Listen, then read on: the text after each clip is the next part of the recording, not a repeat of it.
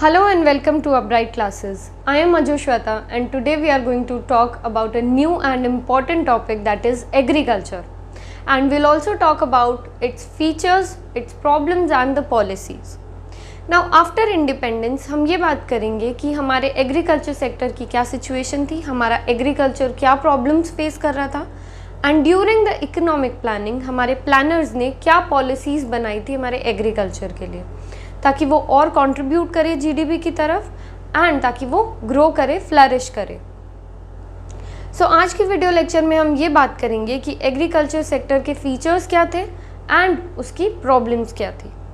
But before moving to that हमें ये पता है कि एग्रीकल्चर सेक्टर हमारे लिए प्राइमरी सोर्स ऑफ लाइवलीहुड था and more than 50% of the working population agriculture में एंगेज थी। प्लस हमारी जो बेसिक नेसेसिटीज़ थी, बेसिक नीड्स थी, उसका प्रिंसिपल सोर्स कौन था? एग्रीकल्चर था। एग्रीकल्चर से ही हमारी बेसिक नीड्स फुलफिल हो पा रही थी। So before moving to the actual topic की फीचर्स क्या थे, प्रॉब्लम्स क्या थे, हम ये बात करेंगे कि एग्रीकल्चर की इम्पोर्टेंस क्या थी हमारे लिए। So moving on to the importance of agriculture, first importance was contribution to GDP.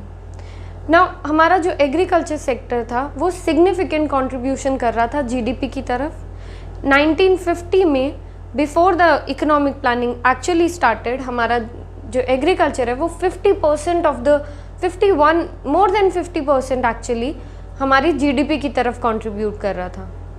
But धीरे धीरे जब इकोनॉमिक प्लानिंग हुई, धीरे धीरे हमारा जो डिपेंडेंस था एग्रीकल्चर पे वो कम हो गया। In 2016-17 it was 17% only. But इसका मतलब ये नहीं है कि हमारी जो एग्रीकल्चर की है इम्पोर्टेंस कम हो गई है, नहीं। इसका मतलब ये है कि एग्रीकल्चर सेक्टर की वजह से हमारे दूसरे सेक्टर भी फ्लरिश कर रहे हैं, ग्रो करना स्टार्ट कर चुके थे। हमारे जो सेकेंडरी और टर्शरी सेक्टर है वो भी ग्रो करना स्टार्ट कर चुके थे एंड बट हमारा जो मेजर कॉन्ट्रीब्यूशन था वो कहाँ से आता था? वो एग्रीकल्चर से आता था। सो the next point is supply of ways goods. ना वेज गुड्स कौन से होते हैं? वेज गुड्स होते हैं जो हमारी बेसिक नेसेसिटीज़ को, हमारी जो लाइफ की नेसेसिटीज़ होती है उनको फुलफिल करता है। For example wheat, rice, pulses, मेज, ऑयल सीड्स एक्सेट्रा। ना ये जो वेज सीड्स है ये हमें कौन सप्लाई करता था? ये हमें एग्रीकल्चर सप्लाई करता था। सो आप देख सकते हैं कि कितना इम्पोर्टेंट था एग्रीकल्चर हमारे लिए, कि हमारी जो बेसिक नेसेसिटीज़ है वो एग्रीकल्चर फुलफिल कर रहा था एंड ऑलमोस्ट 121 करोड़ लोगों की ये नीड्स फुलफिल कर रहा था by supplying wage goods. So now moving on to the third importance, source of employment. Now Indian agriculture was a significant source of employment, क्योंकि we have studied more than 50% of our working population was engaged in agriculture sector. So हमारे लिए ये principal source था to fulfil our basic needs and necessities. So agriculture की क्या importance थी? Agriculture की वजह से हमें एम्प्लॉयमेंट मिल रही थी एंड हम अपनी बेसिक नीड्स को फुलफिल कर पा रहे थे। Now the next importance was supply of raw material. Now Indian agriculture raw material का सप्लाई करती थी for the industries. Cotton supply करती थी for the textile industry, seed supply करती थी for the oil industry and sugarcane supply करती थी for the sugar industries and so on.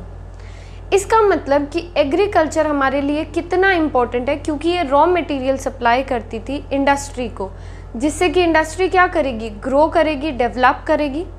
So again Indian agriculture बहुत ज़्यादा इम्पोर्टेंस है for the growth of industrial sector. Now moving on to the fifth importance of agriculture, it was source of demand for the industrial goods. Now agriculture sector demand generate करता था for the industrial goods. How? क्योंकि हमने पढ़ा था कि हमारी more than 50% of the population agriculture में engage है, तो यानी ज़्यादा लोग अगर एग्रीकल्चर में engaged है तो ज़्यादा ट्रैक्टर्स चाहिए होंगे, ज़्यादा हार्वेस्टर्स चाहिए होंगे, मशीन्स चाहिए होगी एग्रीकल्चर करने के लिए, फार्मिंग करने के लिए। एंड ये सब जो ट्रैक्टर्स वगैरह ये कहाँ से आते थे? ये इंडस्ट्री से आते थे, इनको इंडस्ट्रियल गुड्स कहते हैं। सो एग्रीकल्चर एक डिमांड जनरेट करता था फॉर इंडस्ट्रियल गुड्स, ताकि इंडस्ट्रियल गुड्स की डिमांड और हो एंड हमारा इंडस्ट्रियल सेक्टर और फ्लरिश करे। Now moving on to the next importance of agriculture, it was contribution to international trade. Now हमें फॉरेन एक्सचेंज की रिक्वायरमेंट थी ताकि हम क्रूड ऑयल ले सके, ताकि हम डिफेंस गुड्स परचेज कर सकें. नाउ ये फॉरेन एक्सचेंज कहाँ से आएगा? ये फॉरेन एक्सचेंज आएगा जब हम एक्सपोर्ट करेंगे रॉ मटेरियल का, टी का, jute, coffee, tobacco, cashew nuts and हमारे जो इंडियन स्पाइसेस हैं उनका अगर हम एक्सपोर्ट करेंगे तो हम फॉरेन एक्सचेंज अर्न कर पाएंगे.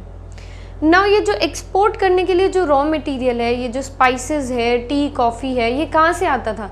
ये सब एग्रीकल्चर सेक्टर से आता था. यानी कि हमारा एग्रीकल्चर सेक्टर कंट्रीब्यूट करता है कि हम फॉरेन एक्सचेंज अर्न कर पाएँ. सो ये हमारे इंटरनेशनल ट्रेड में कंट्रीब्यूशन दे रहा है. अगेन हमारा एग्रीकल्चर सेक्टर बहुत इंपॉर्टेंट है ताकि हम फॉरेन एक्सचेंज अर्न कर पाएँ एंड हम अपने डिफेंस गुड्स या हमारा क्रूड ऑयल परचेज कर पाएँ. Now moving on to the next importance, it was contribution to domestic trade.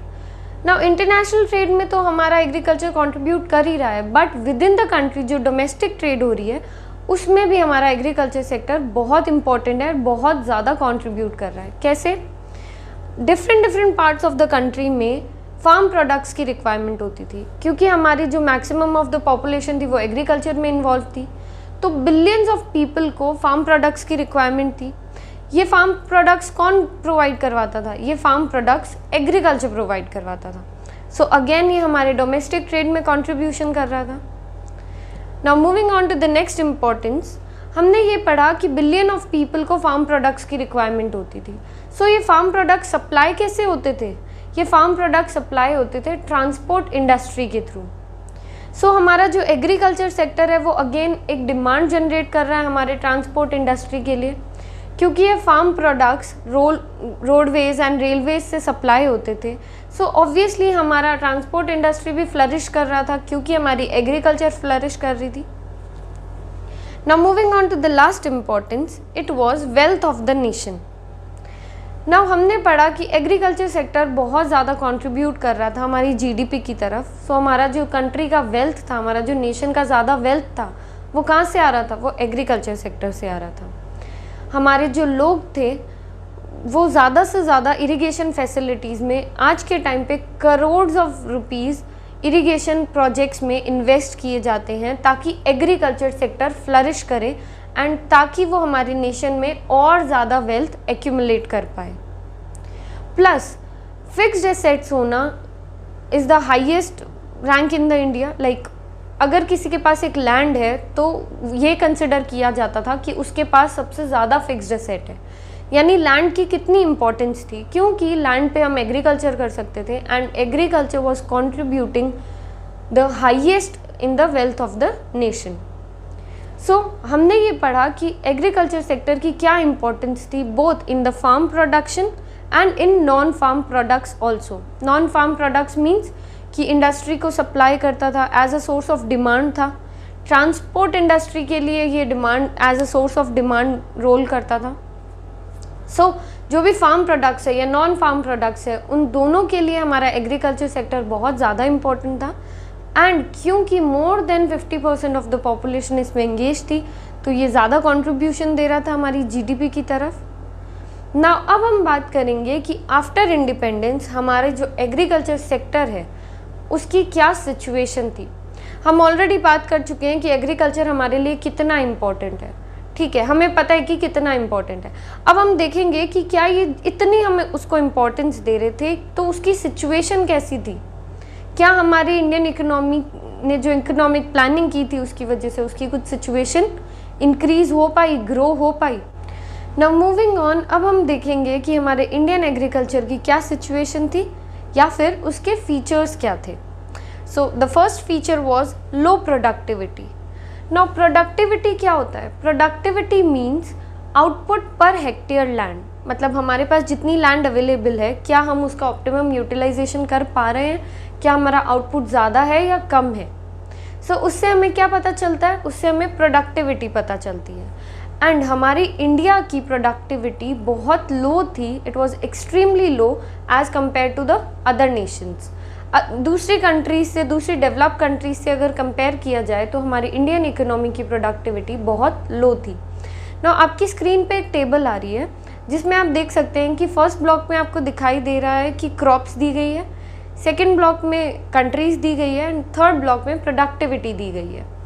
So first block में आप देख सकते हैं राइस, और इंडिया का बाकी कंट्रीज से अगर आप कंपेयर करें, इंडिया की प्रोडक्टिविटी है सिर्फ 3.6। नाउ नेक्स्ट क्रॉप है वीट, जिसमें आप देख सकते हैं बाकी कंट्रीज से कंपेयर करके कि इंडिया की प्रोडक्टिविटी सिर्फ 2.1 है। एंड थर्ड क्रॉप दी गई है मेज़, जिसमें आप देख सकते हैं कि इंडिया की प्रोडक्टिविटी है सिर्फ 2.6, जबकि बाकी कंट्रीज़ की यूएसए से अगर हम कंपेयर करें तो वो बहुत लो है, हमारी productivity is extremely low. So now low productivity show करता है कि बैकवर्डनेस है, एंड हमारा जो एग्रीकल्चर सेक्टर है वो डिमांड जनरेट करता है हमारे इंडस्ट्रियल सेक्टर के लिए। सो अगर एग्रीकल्चर सेक्टर बैकवर्ड होगा तो हमारे इंडस्ट्रियल सेक्टर की ग्रोथ जो है वो भी स्लो होगी। सो लो प्रोडक्टिविटी शो करती है बैकवर्डनेस, एंड अगर एग्रीकल्चर बैकवर्ड होगा तो बाकी इंडस्ट्रीज की ग्रोथ भी स्लो हो जाएगी। Now the next point is disguised unemployment. Now disguised unemployment क्या होता है? डिसगाइज्ड अनएम्प्लॉयमेंट होता है कि एक ऐसी सिचुएशन जहाँ पे हिडन अनएम्प्लॉयमेंट हो। हिडन अनएम्प्लॉयमेंट का मीन्स अगर कोई लैंड है, से फॉर एग्जाम्पल, जहाँ पे सिर्फ 3 लोगों की ज़रूरत है कि अगर 3 लोग यहाँ पे काम करेंगे तो आउटपुट अच्छा आ जाएगा, या जितना वो लैंड जनरेट कर सकती है।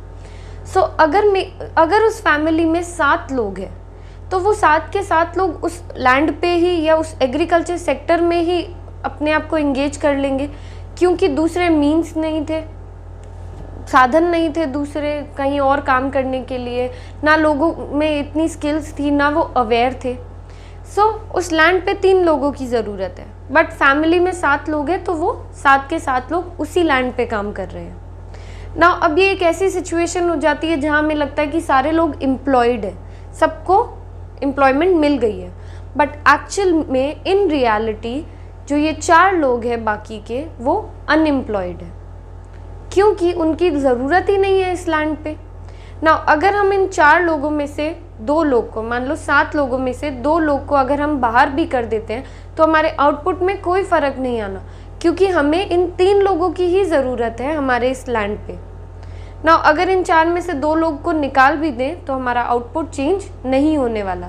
सो ये जो ऐसी सिचुएशन होती है इसको डिसगाइज्ड अनएम्प्लॉयमेंट बोलते हैं, क्योंकि लोगों के पास मीन्स नहीं है, वो अवेयर नहीं है, उनके पास स्किल्स नहीं है, क्वालिफाइड नहीं है कि वो कहीं और काम कर सके।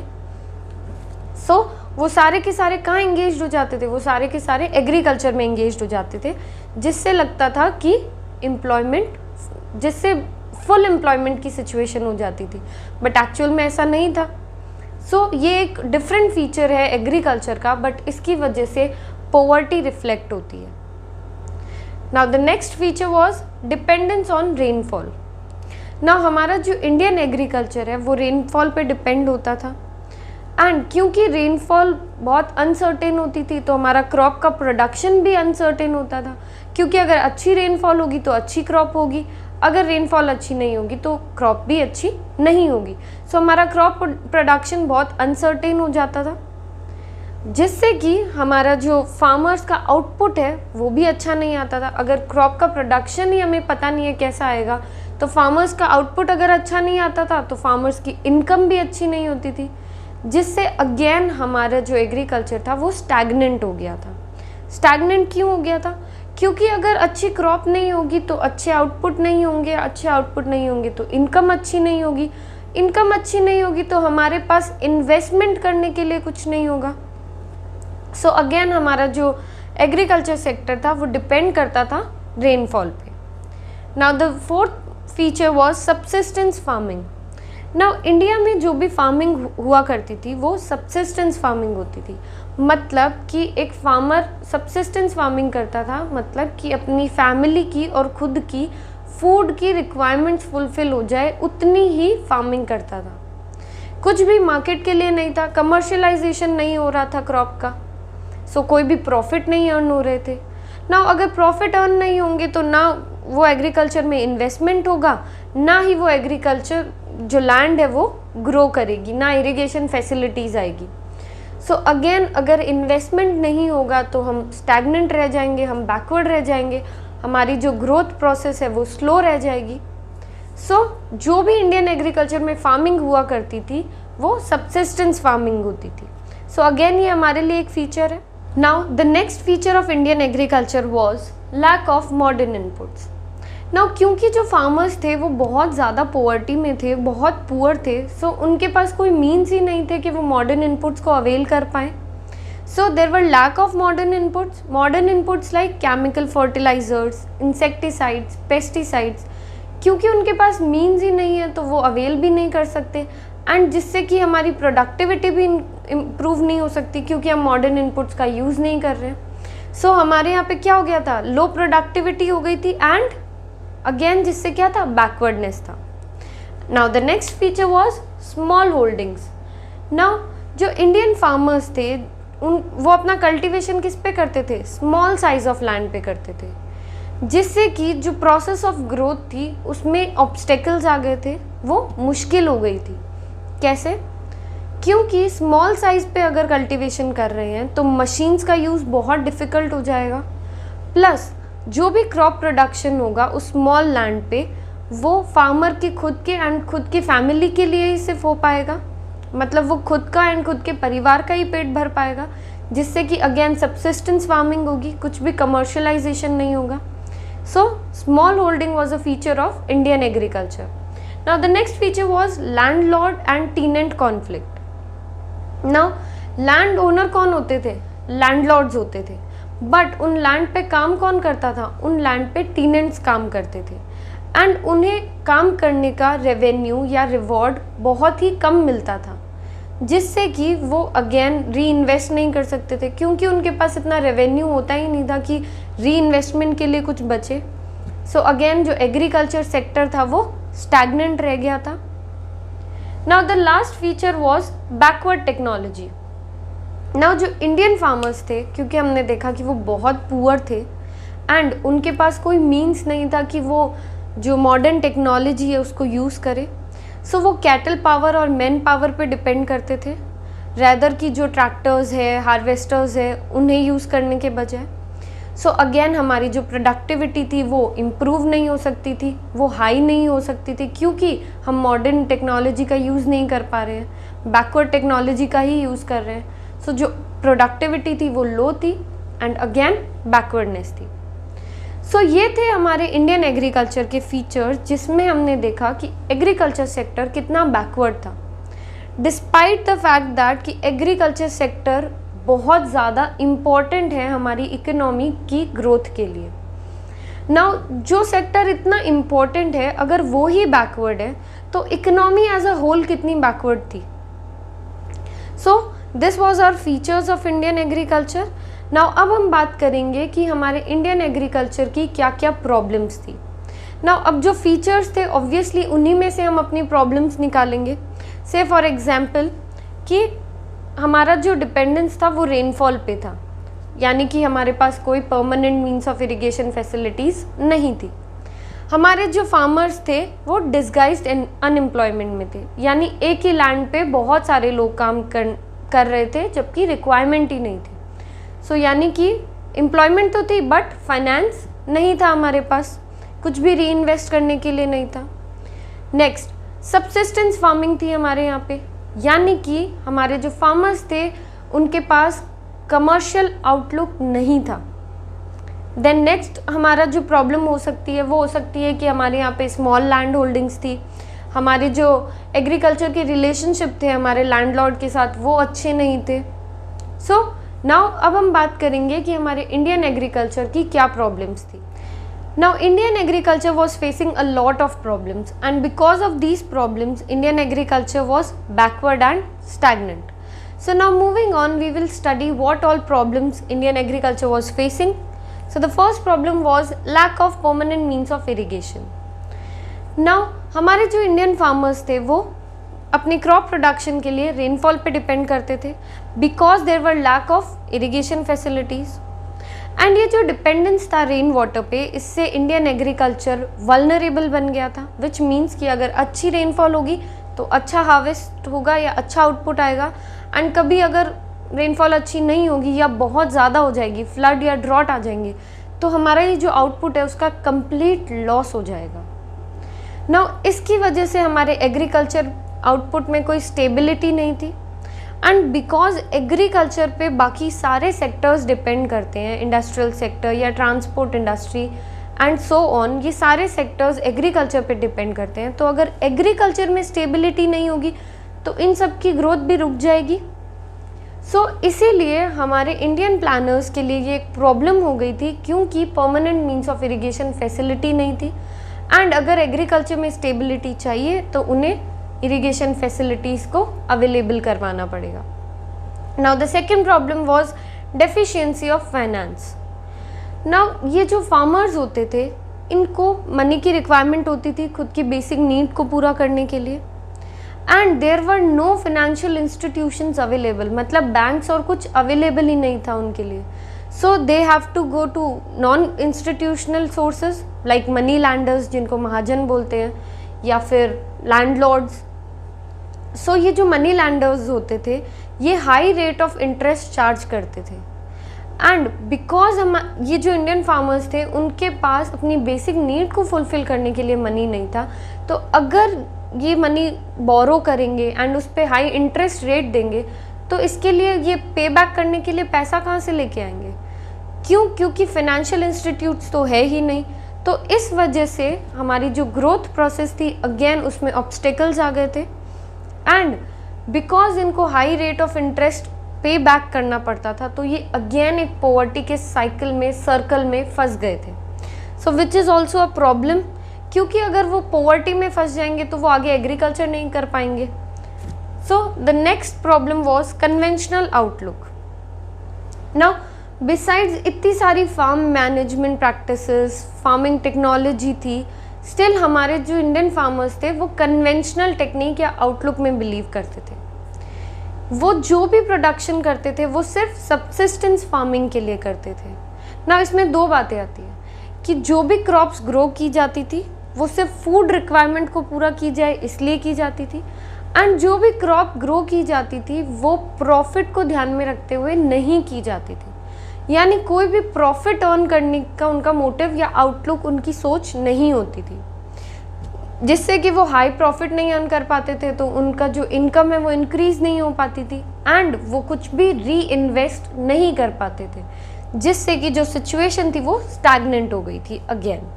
Now moving on to the next problem, it was small and scattered land holdings.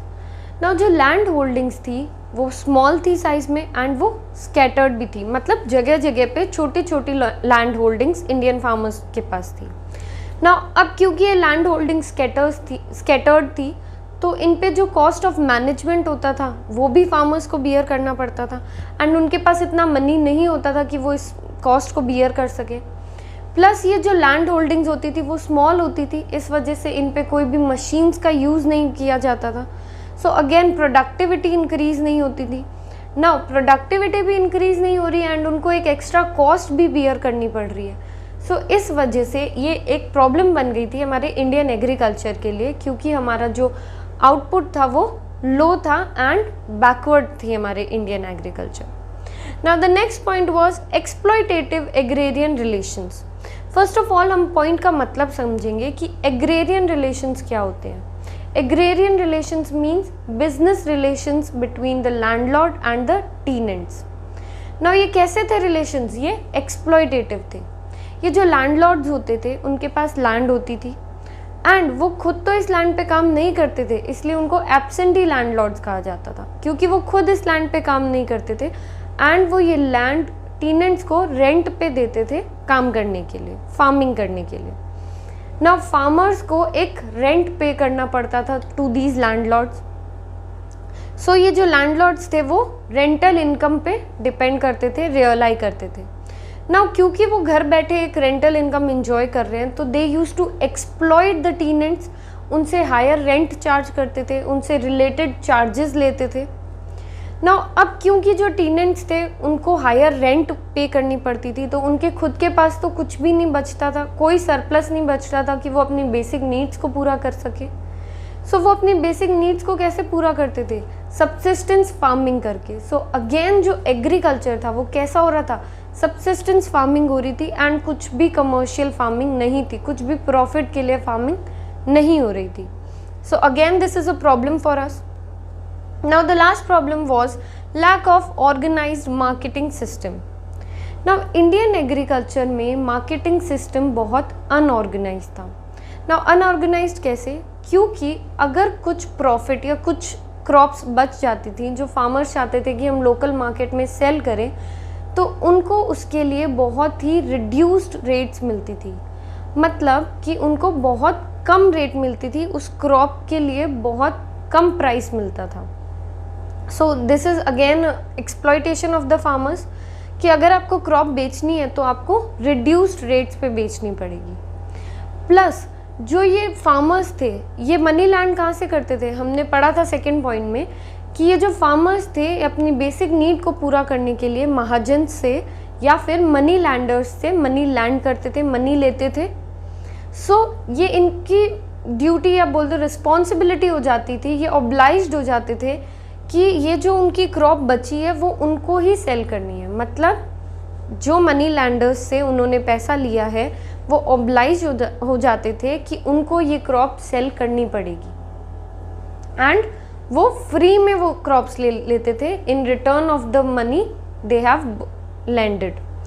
मतलब कि हमारे जो इंडियन फार्मर्स थे उनके लिए कोई ऑर्गेनाइज्ड मार्केटिंग नहीं थी, प्लस उनको अगर कोई भी क्रॉप अपनी मार्केट में सेल करनी है तो रिड्यूस्ड रेट में करनी पड़ेगी एंड उनको ये क्रॉप्स फ्री में देनी पड़ती थी टू द मनी लैंडर्स जिनसे उन्होंने मनी बोरो कर रखा है। सो अगेन उनका एक्सप्लॉयटेशन होता था। नाउ हमने देखा कि इंडियन एग्रीकल्चर ने प्रोडक्शन से लेके मार्केटिंग तक प्रॉब्लम फेस करी है। मतलब कि प्रोडक्शन की प्रोडक्टिविटी भी लो है क्योंकि हम मॉडर्न टेक्नोलॉजी का यूज़ नहीं ले पा रहे हैं, मॉडर्न इनपुट्स का यूज़ नहीं ले पा रहे हैं, तो प्रोडक्शन में भी प्रॉब्लम हो रही है। एंड हमने ये भी देखा कि मार्केटिंग में भी प्रॉब्लम हो रही है। मार्केटिंग में क्या प्रॉब्लम हो रही थी, क्योंकि कोई ऑर्गेनाइज्ड मार्केट नहीं था। सो इस वजह से फार्मर्स को उनके क्रॉप का या उनके प्रोड्यूस का कोई भी अच्छा रेट नहीं मिल पा रहा था। सो जिस वजह से उनके पास कोई बेसिक नेसेसिटी फुलफिल करने के लिए भी मनी नहीं था। So these are the problems of Indian agriculture. आज के वीडियो लेक्चर में हमने बात की कि एग्रीकल्चर की क्या इम्पोर्टेंस है, उसके क्या फीचर्स है एंड एग्रीकल्चर क्या प्रॉब्लम्स फेस कर रहा था। नाउ नेक्स्ट वीडियो लेक्चर में हम बात करेंगे कि क्योंकि ये इतनी सारी प्रॉब्लम्स फेस कर रहा था, इतना लैक कर रहा था, इतना बैकवर्ड था हमारा एग्रीकल्चर, तो हमारे इंडियन प्लानर्स ने क्या रिफॉर्म्स बनाए, क्या पॉलिसीज़ बनाई, क्या चेंजेस लेके आए वो हमारे एग्रीकल्चर सेक्टर में। ये हम सब नेक्स्ट वीडियो में बात करेंगे। Till then keep learning and if you have any query do comment down below. Thank you.